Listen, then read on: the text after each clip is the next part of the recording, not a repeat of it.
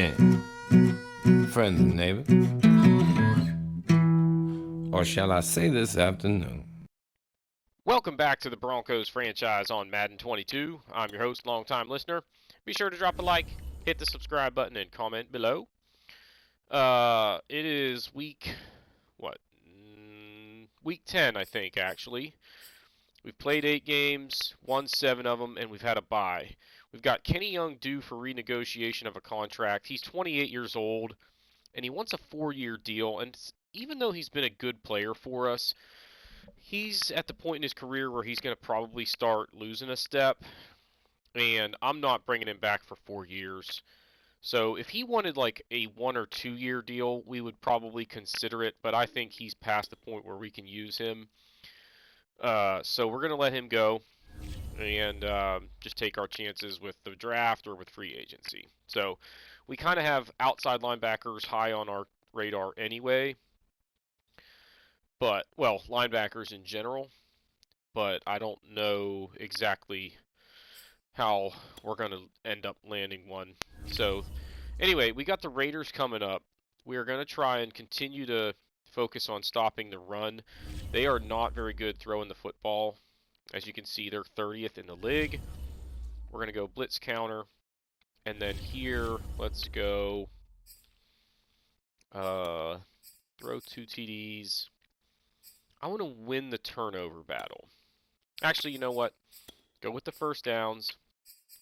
Let's air it out a little bit. And let's go sacks. I feel pretty good about this ball game, mainly because we're playing pretty well, and the Raiders are kind of scuffling. I think they've lost 3 of their last 4, and 2 in a row coming into this. So even though we're on the road, I think we got a decent chance of winning this one. I think we shut them out last time, or at least held them to like 3 points, if I remember right. All right, Albert O's getting an upgrade. Going possession. Come on, give me some blocking to go with this. Run block and run block. Nice. Because that's mostly what I'm going to use them for anyway. And then, who's coming back from injury? Josie Jewell. We're going to have to do a comb through of our depth chart just to make sure everything is the way it should be, because I think things got shuffled around recently. So let's go to the top here. Just real quick. We know QB and halfback are fine. Wide out, I think, got screwed up. Yeah, I want... Oh, no, never mind. I'm not worried about it. They had Hinton ahead of Burgess last time, but now Burgess is hurt, so that doesn't matter. I don't think there are any even potential issues on the O-line. D-line should be fairly straightforward as well. Yep. So what about linebacker?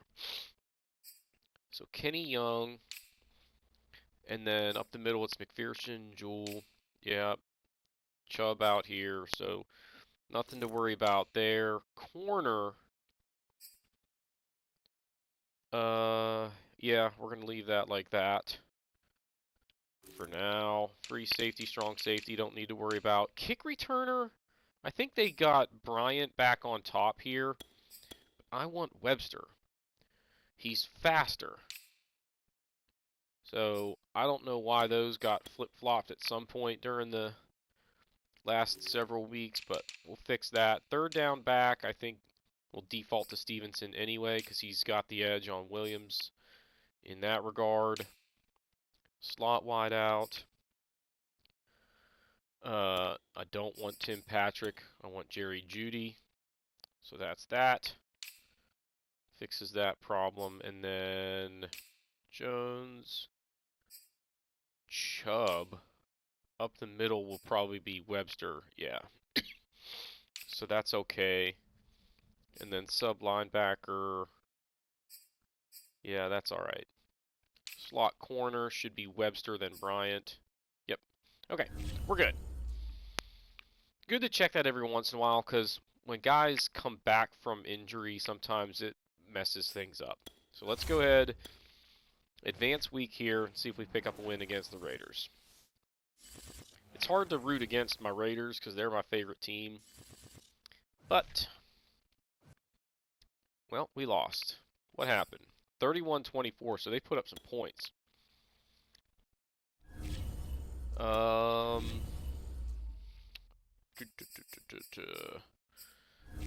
So, well, they turned the ball over. They ran it really well against us. So we did not stop the run like we had tried to make the focus. Morris didn't turn the ball over this week, but he did get sacked 5 times. Derek Carr was just like okay. 181 yards, 1 touchdown, an interception. He was sacked 3 times. But he didn't have to throw it much because Jacobs was running all over the place. Javonte Williams was bottled up. How about Milo Hatchett? We actually looked at maybe picking him up last year, but it never worked out in the draft. Trey Stevenson didn't do much on the ground. Jerry Jeudy, a nice day. Tim Patrick, 86 yards on 6 catches and a touchdown. Pretty good day. Carr spreading it around to his wideouts. Sutton was all right. There's Hatchett, a 28-yard touchdown catch. Noah Fant was all right. Albert Ruggs is still playing football, even though he's in prison. Alberto. Where was Noah Fant? Oh, there he is. We shut down Darren Waller, but didn't matter. All right, so 8 tackles for McPherson. The sacks. Fletcher Cox just owned us up the middle. Bradley Chubb, 2 more sacks. Draymond Jones, another sack. Ngakoue and Crosby each had sacks. So their D-line was dealing. Everybody was perfect, kicking the football and then punting. A decent day for both of those guys, but bottom line is we lost, and it's disappointing. But if we're going to lose to anybody, I'm okay losing to the Raiders. That gets them to 6-4, and now the division gets interesting because the Chiefs jump into first place. We played Jacksonville this week. It's on the road, but they're 3-6. I think we could beat them. So I think we're okay there. But before we play this game, I'm actually going to need to go into the scouting situation and pick which 3 players we want to focus on. So before I forget, let's go ahead and save it.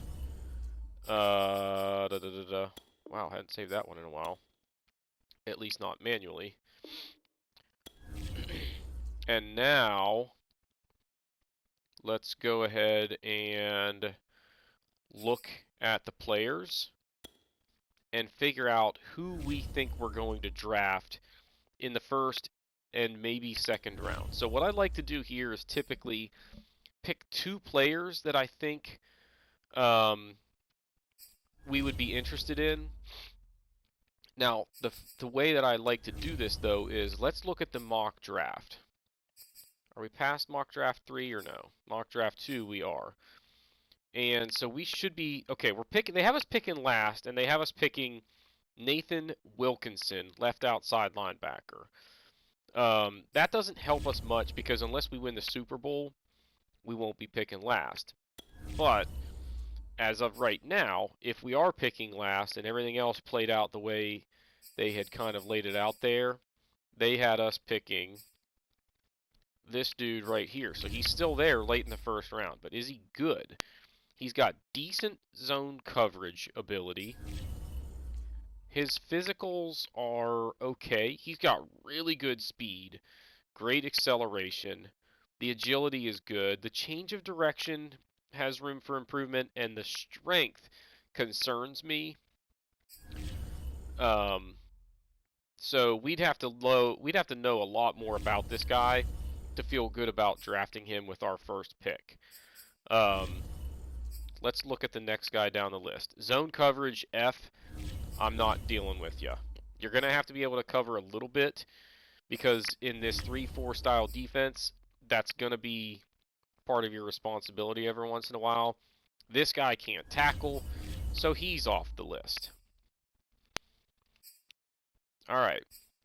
Justice Rogers. Can't really tackle. He's decent at both tackling and zone coverage. He's got elite speed and strength. The rest of that stuff is okay. Those are just all kind of like, maybe. But with a first round pick, that's not what I'm looking for. I'm looking for a guy that I'm excited to see what he turns into and what he is right away. This guy's got good pursuit, elite speed, the agility, accelerator. So all of the physicals look pretty good, including the strength. He's injury prone. He's got good man coverage and good power moves. So I like everything about this guy, but that injury rating makes me really nervous. So I think that's a pass, unfortunately. I'm fighting off a sneeze. So hang on. This guy has no strength, and his change of direction's not even that good, so I'm pretty sure this is a hard no. He's also got F for finesse moves, so that's no good. And then there's nobody here that's even projected as a first rounder. What the heck, guys? What else do we want to look at here? Defensive end, maybe? Like, the reality is... Okay. I mean, if we take an end, like we already have Draymond Jones and Webster, who are both pretty good. I'm not trading all the way up to get a top 5 guy, but we might trade up to get a guy like, not this guy. If we find a guy that we think is really good, we would consider moving up to try and get him. Because we have that flexibility since we don't really have any like dire needs at any position. So this guy can tackle. The physicals are all just kind of okay, but the strength kind of concerns me. And he's injury prone, so that's a no. We're kind of striking out here, to be honest. Nobody there in the late second round there either, or late first round. There's a bunch of defensive tackles, but we've got 2 good young defensive tackles right now.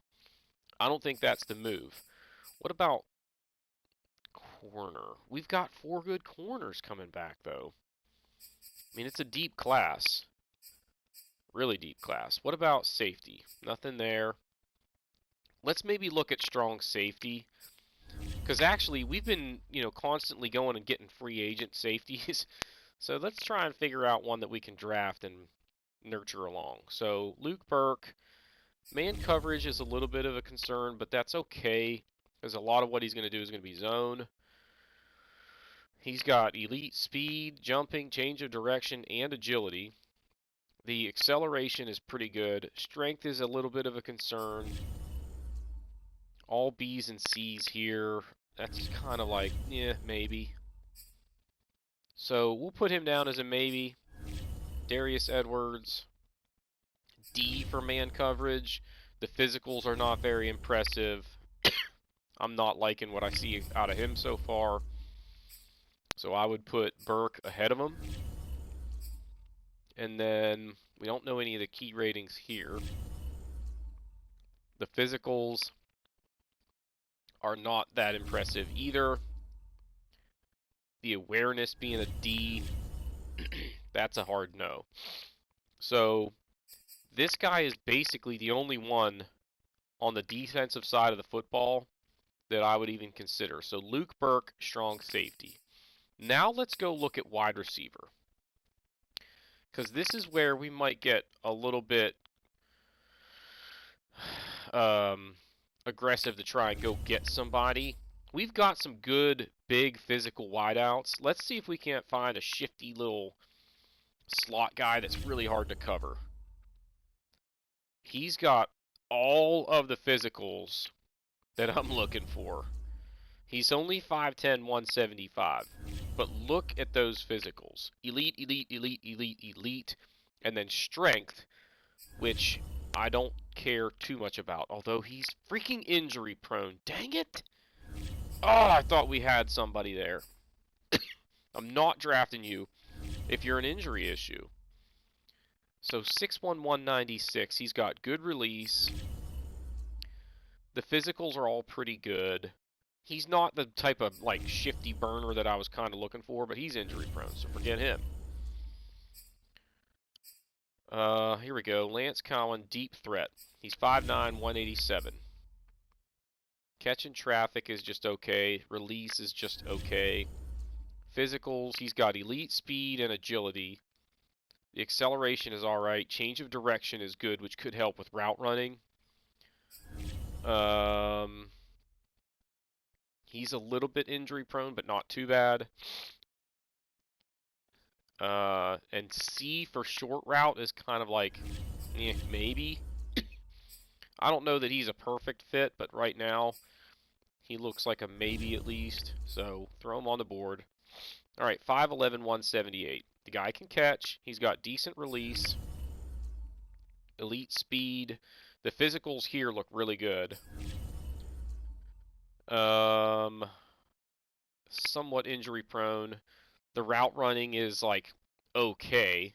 So I would actually put this guy ahead of Cowan, but we'll leave them both on the board for right now.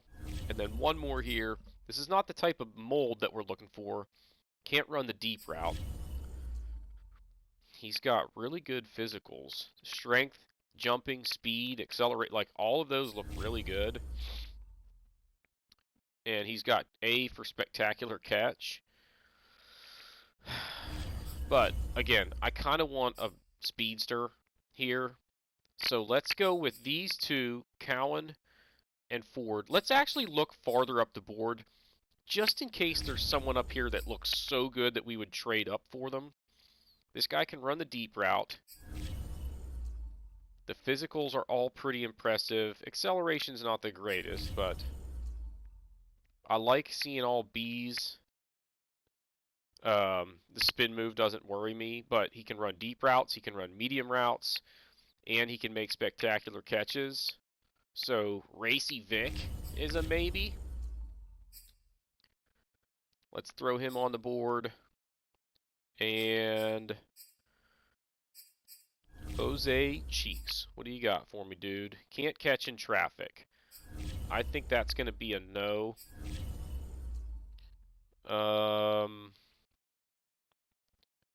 Yeah, let's pass on Jose. And last but not least, Courtney Watkins, 6'4", 232. Can't run a deep route.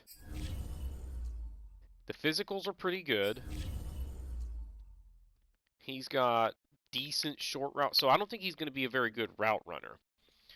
So, we got two wideouts that we'll consider. There's going to be, who did we say? Racy Vic. And then let's go with Cowan, I think was the primary option here. Right? He was mostly like C's, but the speed is elite. Like, I like the physicals. Is he the one, or was it the next guy down? Dang it. Don't remember. So, Jeremy, he can catch. He's got decent release. Those physicals are pretty darn good.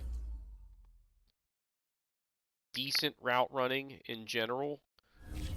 I think that might be the better option. One more look at Lance.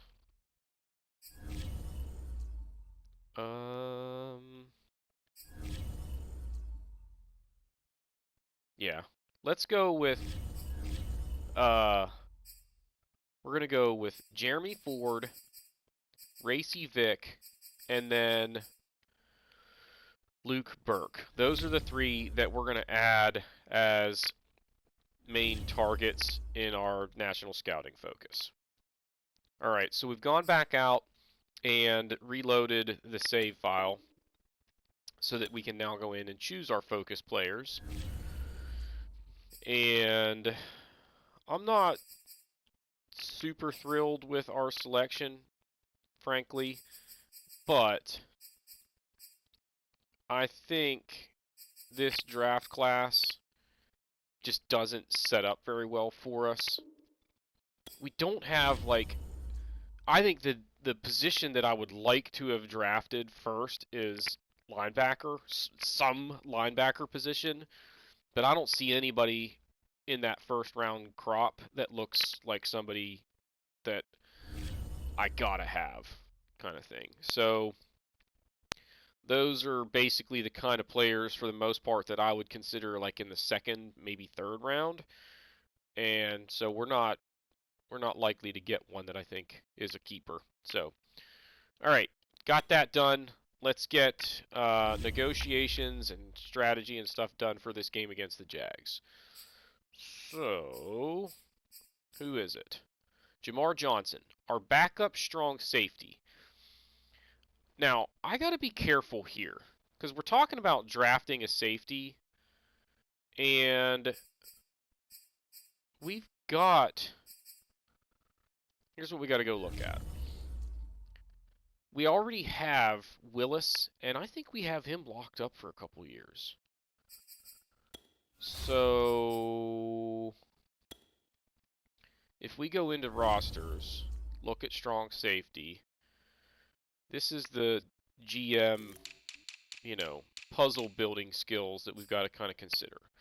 So Johnson is decent, and he's only 24, but we've already got Kari Willis, who's definitely the better player, and he's the starter. And then if we look at the contract, I think we have him through next year. Yeah. So the reality is, I don't need a starting safety, but if I draft a safety, then Johnson, now I have three. Now I would have three strong safeties, which isn't necessarily ideal. So we kind of need to think about how we want to do this. Like, there are no good free safeties in this draft class, but if I take a strong safety with that first overall pick for me, we could be in a little bit of a pickle as far as who to cut or whatever. But I think just to be safe, what I would like to do is try and bring this guy back. But I don't want to give him a 4-year deal as a backup, because that's an expensive backup. I mean, that's $3.5 million a year basically to be the backup.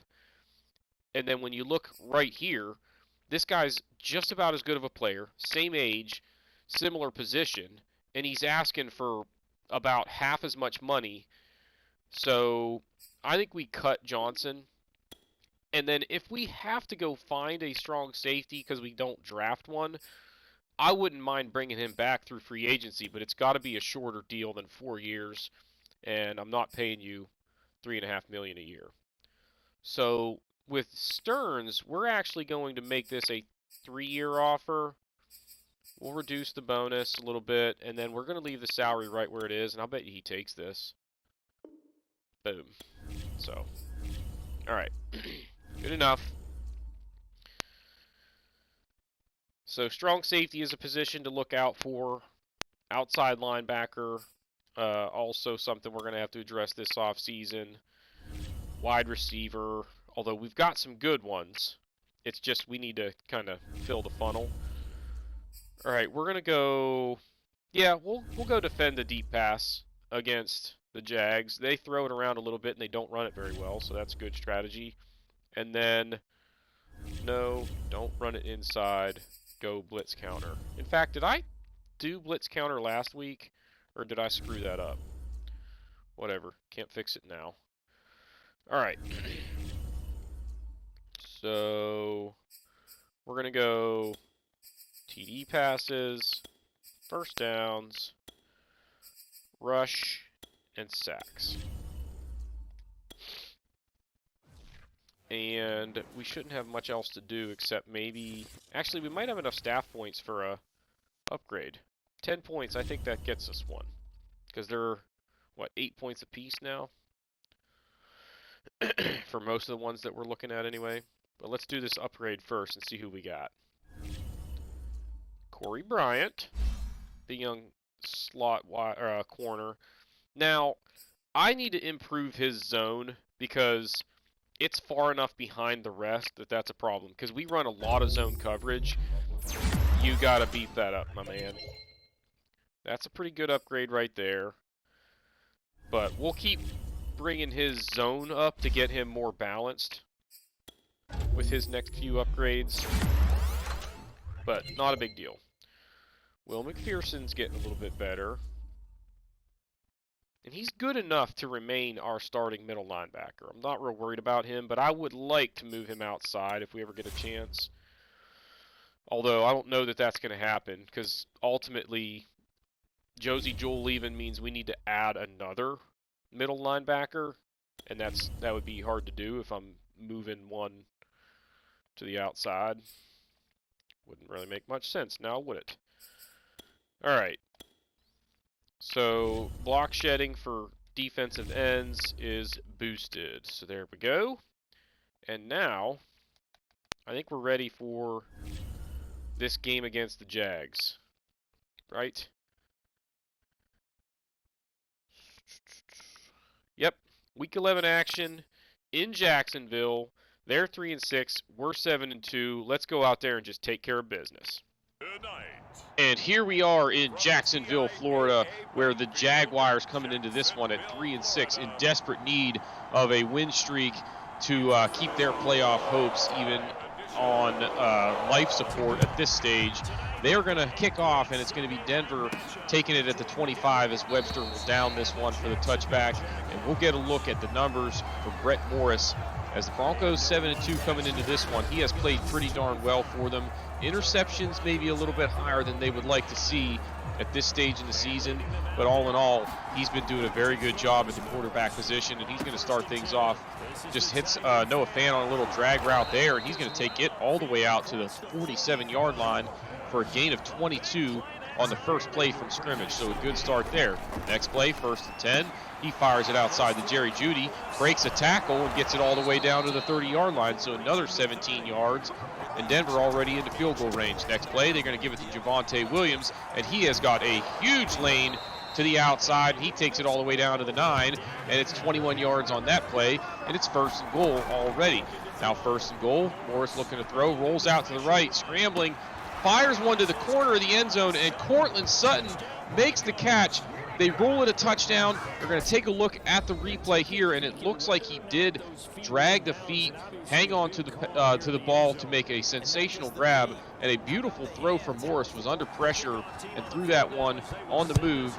And now Denver out in front 7-0. So the ensuing kickoff is going to be taken a few yards deep, bringing it out, and he is going to be taken down right at the 25, and that's where Jacksonville is going to start their first drive of the ball game. And it's Trevor Lawrence going to go to work here, but an injury on the play before they kick off their first possession of the ball game. Now 3rd down and 6 from the 42. He's going to go down the middle with it, but Will McPherson turns around, makes the interception, and that is going to be huge as they're going to have great field position and a chance to go up by 2 scores if they can put some points on the board in this one. First play on that ensuing drive, Morris going to go down the middle, hits Jerry Jeudy. He's got that one complete all the way down to the 26-yard line. And Denver's offense is clicking on all cylinders early on. Now 2nd and 7. Javonte Williams goes outside, gets to the corner, runs a guy over, and takes this down to the 3-yard line. And he's got 41 yards on 2 carries. And it's 1st and goal from the 3-yard line. Morris going to swing it outside to Trey Stevenson, and he is going to fight into the end zone for the touchdown.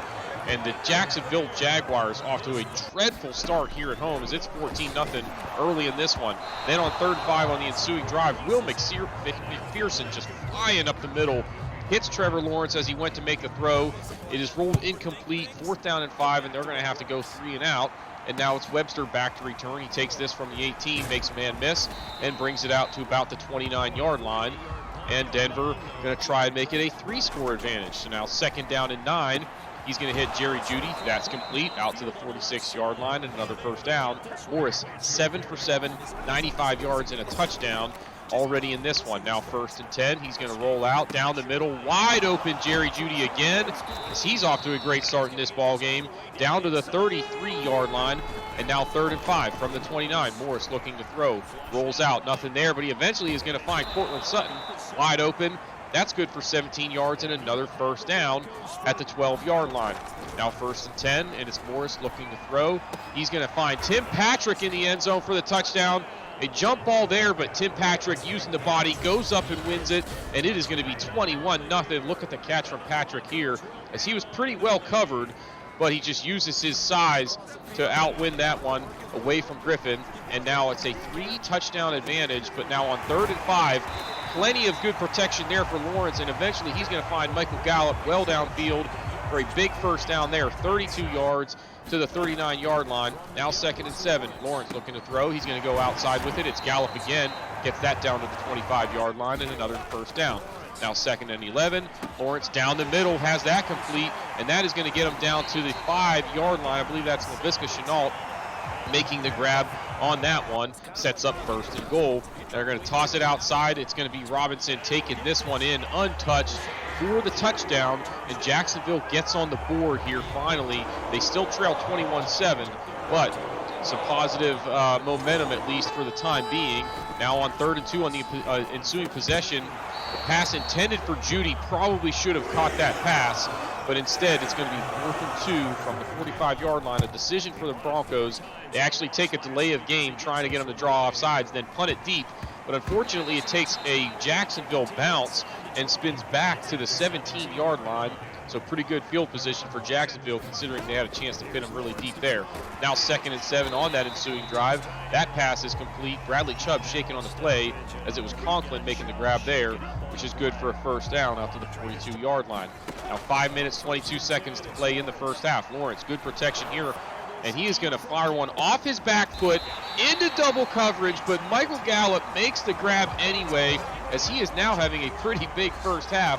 That's a 49-yard grab all the way down to the 9-yard line. 1st and goal. Lawrence over the middle has that complete to his tight end, and that is going to be good for the touchdown, as it's Conklin taking that one in.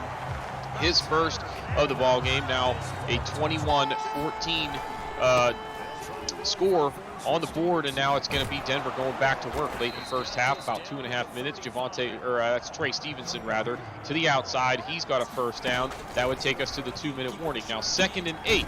It's going to be Hinton down the middle. That's complete, down to the 22. A new set of downs. Now inside 1 minute. 1st and 10. They go play action. Morris looking down the middle. He had one-on-one coverage with Sutton, but Griffin steps in front of that one, makes the interception, and that is big late in the first half. That keeps it a one-score game, 21-14, and we're going to halftime with Jacksonville trailing by that score, as they did not manage to come down and score there with that last possession of the first half. But a lot of offense in this one. Yards per play, over 8 for both teams. Each team with a takeaway. And now we go and look at some scores around the leagues. It's Buffalo getting bested by the Steelers, 29-14, as the home team unable to pick up the win there. They fall to 5-6 on the year, and Steelers improved to 6-4. Then we go to Atlanta, and it's going to be the Falcons and the Buccaneers, and the Bucs win this one 24-17. Joe Hayden, 17 of 30, 186 yards and a couple of touchdowns. The Buccaneers improved to 3-7 on the year. That's a tough loss for Atlanta, as that puts them at 5-5 on the season, putting their playoff hopes in jeopardy. A couple other looks around the league. As you see, the Monday night game still on tap is the Washington and the Panthers. The Chiefs beat the Raiders in other AFC action. Didn't catch the Chargers game, unfortunately, but nonetheless, we go to the second half, and it's going to be Gallup again, a big completion there, out to the 47-yard line, and the momentum all in favor of Jacksonville at this point, as they are looking to try and tie this thing if they can get a touchdown on this drive. Down the middle, he's got that one complete. That's good for another big chunk, and that's Archer making the grab there, the young wide out, and it's down to the 26-yard line now on 2nd and 4. That pass complete. It's Archer again, and that gets him a first down inside the red zone at the 16. Now 3rd and 10. Lawrence looking to throw. Has pretty good protection here. He is taking forever to get rid of this one. Finally does, but he got hit as he threw. It falls incomplete, brings up 4th down, and the Jags are going to have to settle for the field goal. That is now 17 unanswered. 8 minutes, 46 seconds left in the third quarter, and they now trail by just 4. Go back to the Denver Broncos on offense here. 3rd down and 2. They go play action, and he's going deep for Alberto. And Akwegbanam makes the grab all the way down to the Jacksonville 30. interesting decision to throw it deep on 3rd and 2, but it pays off here. Now 3rd and 4, and they give it to Javonte Williams, and he's got room to the outside, takes it down to the 7-yard line. He's over 100 yards on the day, and it's 1st and goal. Morris going to roll out here, and then he finds Jerry Jeudy in the back of the end zone, took a shot, and hangs onto the football. We'll take another look at this catch as he took a shot from Griffin, reaches out, snatched it with one hand, got the feet down, took the hit, secures the catch for the touchdown, and that is a beautiful play. And now 28-17 Denver. Jacksonville back to work on offense. There's Gallup again as his big day continues, and that gets him out to the 45-yard line, 1st and 10. Next play, it's going to be down the middle. That pass is caught. He sheds a tackler and takes it into Denver territory to the 41-yard line. Now 1st and 10 from there. Down the middle, it's Conklin. That pass complete for 17 yards down to the 24. Jacksonville is on the move yet again here, looking to cut into this lead. Now Lawrence looking to throw. Down the middle, it is Gallup as his big day continues. He gets the touchdown there. That's going to make it 28-23, a 5-point deficit before the extra point, but they are going to go for 2 and try and make it a 3-point game, and he is going to find his man in the back of the end zone. That's good for the 2 points, and now a 3-point ball game with 3:10 left in the 3rd quarter. Denver now on offense, 1st and 10 as Jerry Jeudy makes the catch, and that's good for 13 yards out to the 41. Now 1st and 10. Morris looking to throw. Same play, basically. They run that hitch route successfully yet again, and that gets them into Jacksonville territory and puts Jerry Jeudy over 1,000 yards receiving on the season. Then they go play action. Morris rolling out. He's going to send this one deep downfield. It is Jeudy again, tackled at the 21. The flag came in late, and it is going to be roughing the passer against the Jags. That's going to put it halfway to the goal and make it 1st and 10 from the 12. Now Morris looking to throw on 3rd and 6. That pass was intended for Jeudy, well covered. The throw was behind him, nearly picked off, and they are going to have to settle for the field goal. So it's going to be 6-point advantage. Now 31-25 as we are now in the last play of the 3rd quarter. Pearson misses a tackle, and that's going to be Carney taking it up the middle for a gain of 10 and a 1st down. Last play of the 3rd quarter, and now we take a look at the scoreboard. It's a 6-point deficit for Jacksonville heading into the final frame. And now 3rd down and 7. It's Lawrence looking to throw. Goes outside, and you guessed it, it's Gallup again working on O.J. Mudia and having a huge day for the Jacksonville offense. That sets it up 1st and 10. Now 2nd and 9 from the 20. Lawrence looking to throw. Has pretty good protection, but can't find anybody open.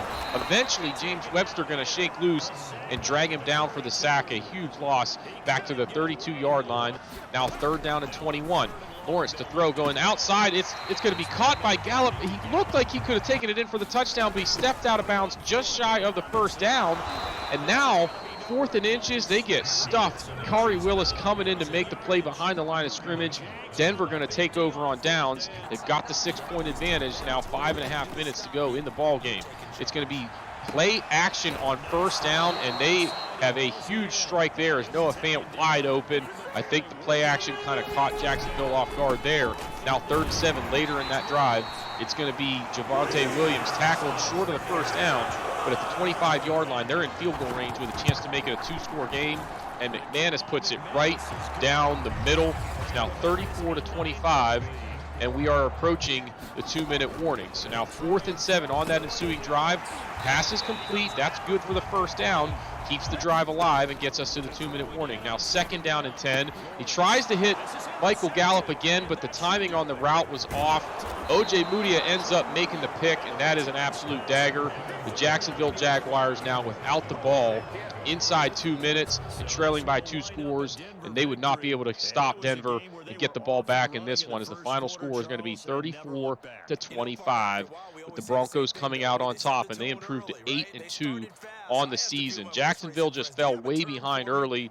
A valiant effort to get back into it, but unfortunately for the home faithful here, they fall short in this one. We'll take a look at the stats here. 387 yards passing, but the Broncos ran for 207 and threw for 289.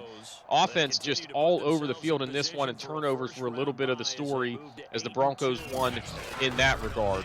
Take a look at individual stats here, and starting with Trevor Lawrence, he ends up with 99 yards passing, 2 touchdowns, 2 interceptions.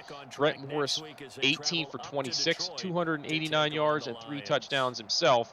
He did throw one interception during the ball game, and then Javonte Williams, 145 yards on 20 carries. Big day for him. Stevenson ran the ball with 58 yards on 9 carries and a touchdown. Michael Gallup, 195 yards on 9 catches, as well as a touchdown. But Jerry Jeudy, not to be outdone, 141 yards on 8 catches and a touchdown. A big day for him. Tyler Conklin, a nice day, 56 yards and a touchdown.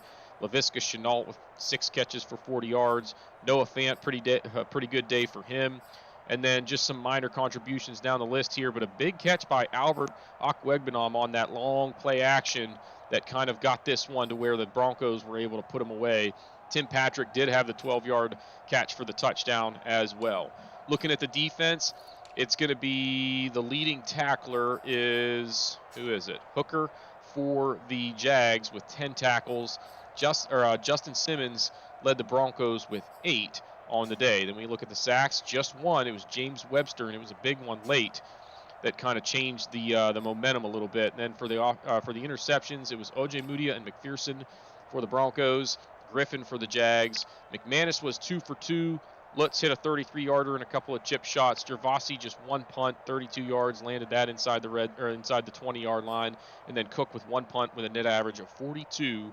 And the Jags fall in this one. Final score, 34-25 Denver. A post-game upgrade here. You see Sammy Webster, the rookie corner, getting a boost. We're going to go ahead and stick with the zone upgrades for now to just get him a little bit more balanced. He got an overall upgrade as well, so he's up to a 79 as far as his man-to-man ability, 78 in the slot, 76 zone. So I think he's going to end up being a really good player for us, already up there around 80 as a rookie, and he's got that star dev trait to keep benefiting from the playing time that he will inevitably get. All right, so what do we need to do now? I guess we're ready to go ahead and advance now on to week 12, and then I think we'll call the episode here, maybe. I feel like we've kind of covered a fair amount already in this episode with the simulated game. Well, let me look back though at the schedule. What did we actually do in this one? So we had the bye week in the previous episode. Yeah. So no. What all the heck did we do this episode? It doesn't matter. Bottom line is, oh yeah, we beat the Ravens. Simmed. Beat the Jags. Let's go ahead and sim this Panthers game, and then we'll call it. How's that sound? So, it's going to be... Who's ready to negotiate here?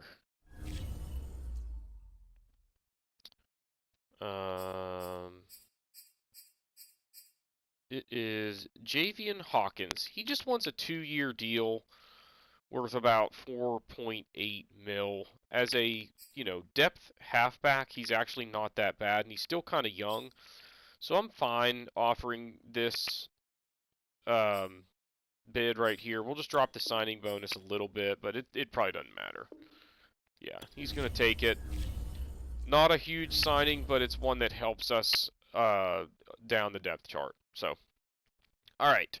Because Benny Snell, I don't think we're going to have around anymore. But, all right, so we got the Panthers at home in Week 12. I want to say that Christian McCaffrey is probably the most dangerous player. But we'll just stick with what they're telling us to do, which is defend the deep ball. We'll go with blitz counter. Over here, it's going to be our usual goals of throw 2 TDs, get some first downs, run the ball, and get some sacks. Just 1 sack in that last game, a little bit disappointing. As much as they were dropping back to throw it, we've got to get to the QB more frequently than that. But we got the win, so that's all that matters. 13 staff points is enough to get us another upgrade. Where are we on the defensive coordinator page now? With a couple more to go. We're done there. Yeah, we got some here. So, pursuit by defensive line. gets its second boost, and now I think we're ready to sim. So let's see how we do here at home against the Panthers. The Chiefs 9-1 is driving me nuts. We're 8-2, which is really good, but we're still in second place, which is not good. We want to be at least in first in our division, if not the conference. But they're making that awful hard right now. So, and we lost to the freaking Panthers, which that is not good. What did the Chiefs do? Let's just go back here. They won. So now we're 2 games back, and that's a problem. Let's just look at the results or the stats from that game and see what went down, and then we'll go ahead and call this episode, and we'll start the next episode with the game against the Rams. So, they outran us, they outthrew us, no turnovers on the day, but our offense just wasn't quite as sharp as usual, I guess. Sam Darnold was really good. A 115 QB rating. Brett Morris, 231, 2 touchdowns, sacked 3 times. That's not that bad. We couldn't stop Christian McCaffrey. That was our problem. Javonte was okay. Joel Griggs getting some action there for them. Trey Stevenson, 18 yards on 4 carries, but he had a touchdown, so that's cool. Don't see any fumbles, which is good. Yeah, McCaffrey was over 200 yards from scrimmage, which is not what you want when you play this team. So we basically let their best player beat us. Cam Sutton was pretty good. Jerry Jeudy was limited. Noah Fant was decent. Stevenson, a couple of catches. Tim Patrick, a couple catches. Alberto, nothing. So, just not a really good performance offensively. Will McPherson, 10 tackles. He continues to play well. Had another tackle for a loss. Sacks.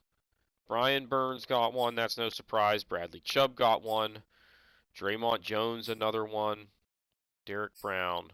Gross Matos got one. There were no interceptions on the day. We didn't even try a field goal. And Gervasi had to punt 6 times.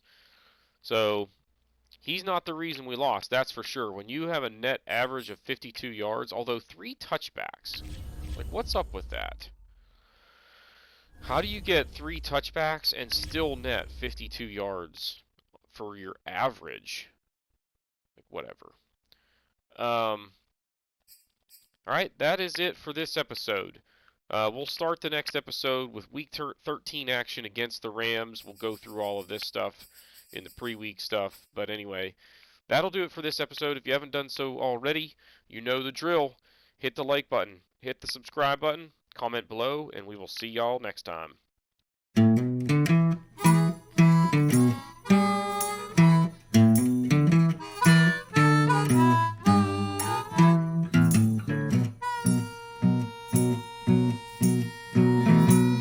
Good evening, friends and neighbors.